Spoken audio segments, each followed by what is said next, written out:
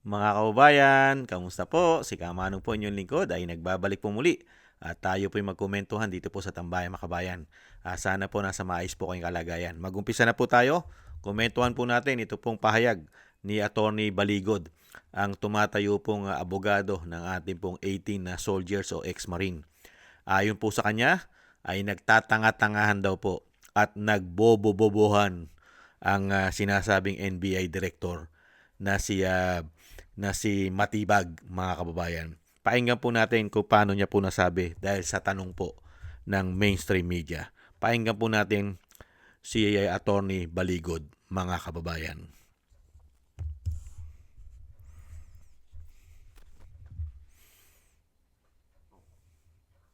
Lahat po ng binibintang nila, Sir, sabi ni Director Matibag, dapat daw palitan ng mga ex-marine yung kanilang abogado. Kayo, biglang kayo po ay iniimbestigahan din ng Bureau ngayon. Your reaction on that, sir? Naku, sinabi ba yun ni Director Matibag? Kasi kung i-quote kita, kung sinabi niya yun, para siyang nagtatanga-tangahan. Hindi niya alam ang batas, hindi niya alam ang regulasyon. Bakit wala bang karapatan ang mga 18 Marines na pumili ng sarili nilang abogado na gusto nila? Sir, sabi ni Director Matibag, dapat daw palitan ng mga ex-marine yung kanilang abogado. Kayo, biglang kayo po ay iniimbestigahan din ng Bureau ngayon. Your reaction on that, sir? Naku, sinabi ba yun ni Director Matibag? Kasi kung i-quote kita, kung sinabi niya yun, para siyang nagtatanga-tangahan. Hindi niya alam ang batas, hindi niya alam ang regulasyon. Bakit wala bang karapatan ang mga 18 Marines na pumili ng sarili nilang abogado na gusto nila? Sir, sabi ni Director kababayan. Matibag, dapat daw palitan ng mga Siyempre po mga kababayan, magiging tanga ka at magiging tanga-tangahan ka. Lalong-lalo kung ikaw ay nakikitaan din na kasama ka rin di umano doon sa circle. Sa circle po yata ng mga may issue ng korupsyon at nagpahirap po sa ating bansa. Hindi po ba katulad po nito, grupo po yata ito ng mga contractors, mga kababayan, at kasama yata siya doon. Hindi kaya kasama po siyang mag-get together. At napakasaya pa po nila nung hindi pa po nabubuko. Nung hindi pa po pumuputok ang issue ng korupsyon sa flood control scandal. Masasaya pa sila, mga kababayan. Ito po, ibalik tanaw po natin ulit siya. Because that is... Kaya nga, 121,000. Ano?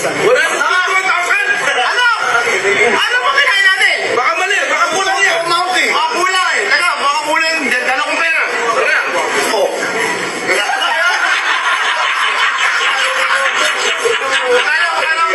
Kulang ba to? Kulang?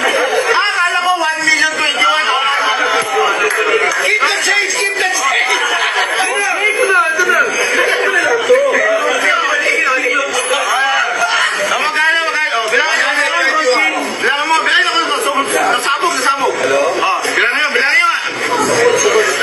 Tuwalit. Bilangan mo, Alvin. Magkano? Teka. Hawakan mo naman. Mabilis na yun agad ah. Hindi, kanina pa hiningi eh.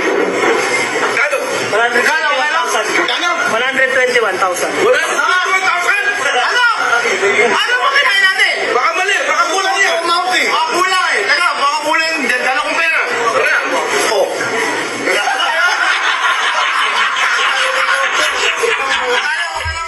Kulang ba to? Kulang? Grabe, no? Ang pera sa kanila, grabe.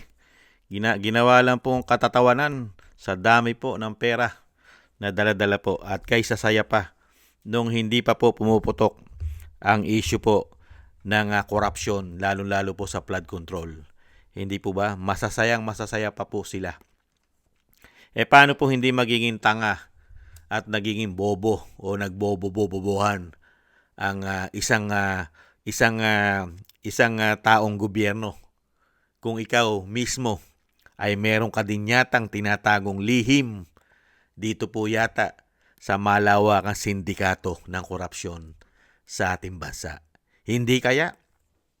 Kaya nga po nakita po natin kung sino po yung nagpapaputok at tumatayo at talagang gustong resolbahin at mapanagot lahat ang korupsyon o mga magnanakaw sa ating bansa, ay sila pang napapahamak. Sila pang kinakasuhan. Sila pang iniimbestigahan. Samantalang lahat po ng may issue ng korupsyon ay sitting pretty. Walang investigasyon. Pinapatay nila ang issue. Hindi po ba? At dinidiscredit nila at sinisiraan po ang lahat ng tumatayo na testigo, lalong-lalo po sa gobyerno ngayon. Di po ba? Noong nakarang araw lang, di ba? Meron pong isang pumutok din. Doon po sa DOH. Yung isang USEC po ron. Di ba? Nasibak din po kasi nagsumbong po siya. Doon daw po sa maanumalya. Doon sa PhilHealth, sa DOH. Di po ba? Yung mga binili pong sasakyan ng DOH, grabe rin daw po ron ang anomalya. Pero sinibak siya. Ganun po katindi.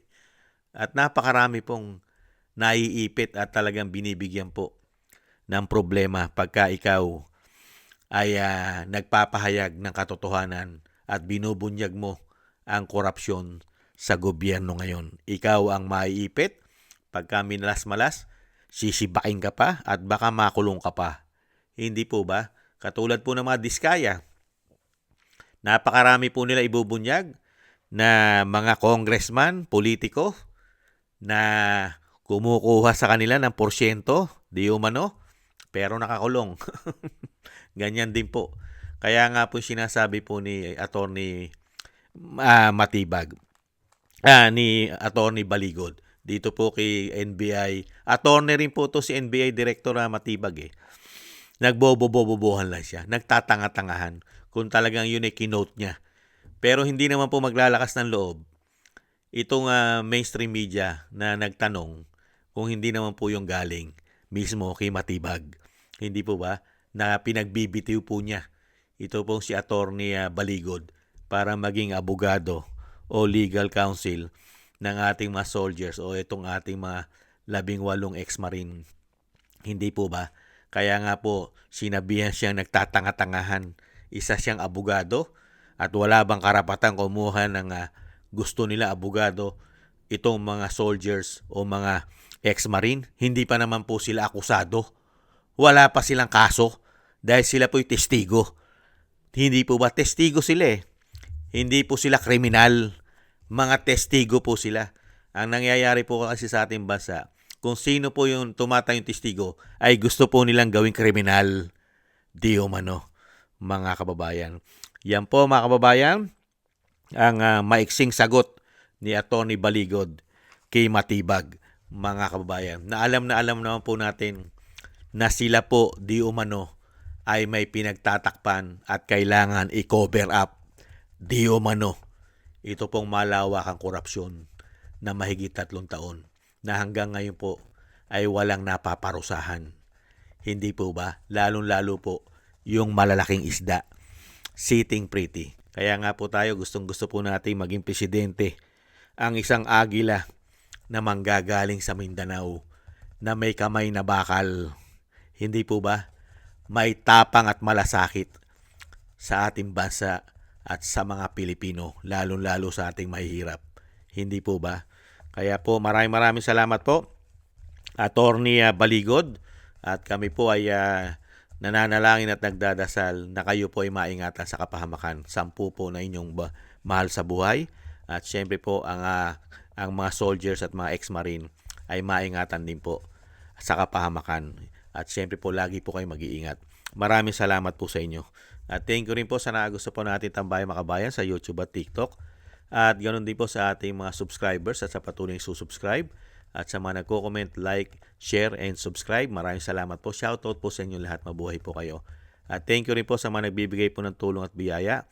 Maraming salamat po. Thank you po kay Tatay Nick ng Canada, kay Eric Hershon ng Canada, kay Jem Aris ng United Arab Emirates, kay Mila Yee, kay Jesus Valdepena, Balance Vision TV, Nancy Lumampao, Gay at Chena, Norma Garcia, Michelle Yamaguchi, Rosalina, Wills Bubbles, Arpel Villacorta, Chodorico Erguisa Jr., si Annie Jo, ako si Pilam, Jovelyn Watanabe ng Japan, si Baby Roman at Ate Isa ng Cagayan, Julieta Celona ng Sydney, Australia, Gina Ray Solidides ng Berlin, Germany, Jake Yahut ng Maisog, California, USA, Kingston ng Hong Kong at Beichi Chiyoko.